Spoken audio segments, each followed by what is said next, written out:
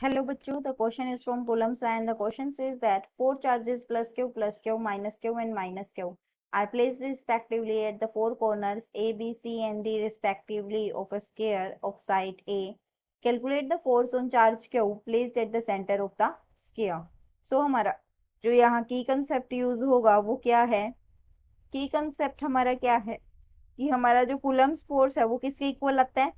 k q1 q2 bye R square, जहां पे Q1 और Q2 हमारे पॉइंट चार्जेस हैं और R हमारी क्या है? Distance between these two charges. अब हमारे पास एक स्केयर है, ये हमने लिया स्केयर, उसके ऊपर हमारे क्या है?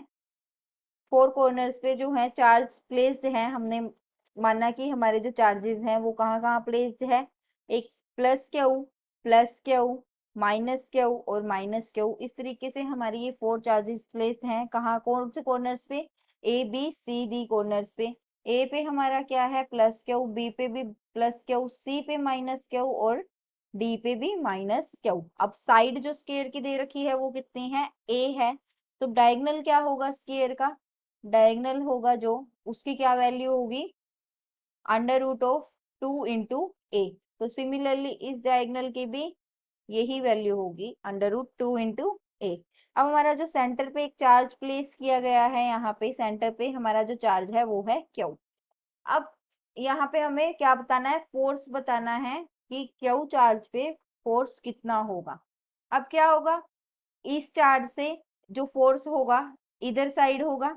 सिमिलरली नेगेटिव क्यू से भी कहाँ होगा? इधर साइड होगा। अगर हम एफ ए भी इधर होगा और हमारा एफ सी भी इधर होगा। अब अगर हम देखें इस चार्ज से तो क्या होगा? हमारा एफ बी इधर होगा और एफ डी भी इधर होगा। एफ बी भी इधर होगा और एफ डी भी इधर होगा। अब उसके बाद हमारा एफ ए किसके इक्वल होगा?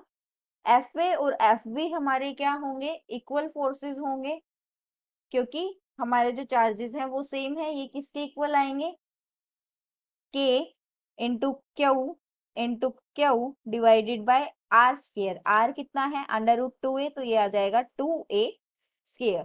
सिमिलरली हमारा जो एफ सी किसके इक्वल होगा? एफ डी के इक्वल। ये कितना हो जाएगा?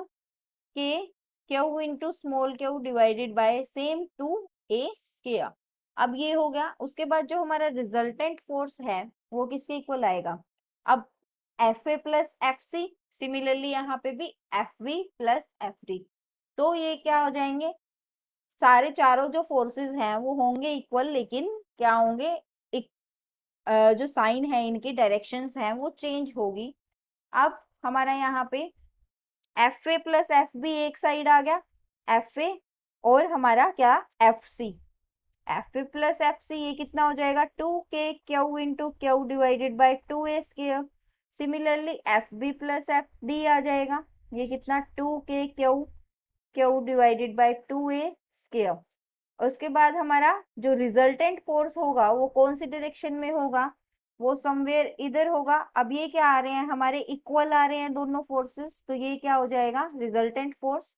यहाँ पे आ जाएगा हमारा resultant force F is equal to, अगर हम इनको क्या लेट करें, इसको हम लेट करते हैं F1 और इसको हम लेट करते हैं F2, तो हमारा रिजल्टेंट फोर्स किसके इक्वल हो जाएगा? Under root of F1 square plus F2 square.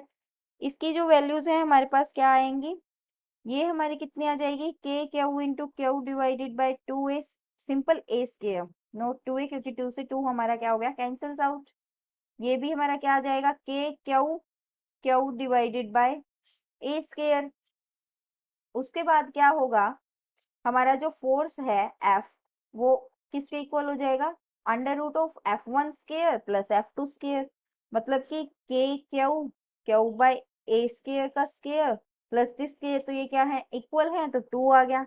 Resultant force किसके इक्वल आ जाएगा? Under root 2 upon 4 pi epsilon not Q into Q divided by A square. तो ये हमारा क्या होगा? रिजल्टेंट फोर्स होगा। Thank you. Hope you understood it well.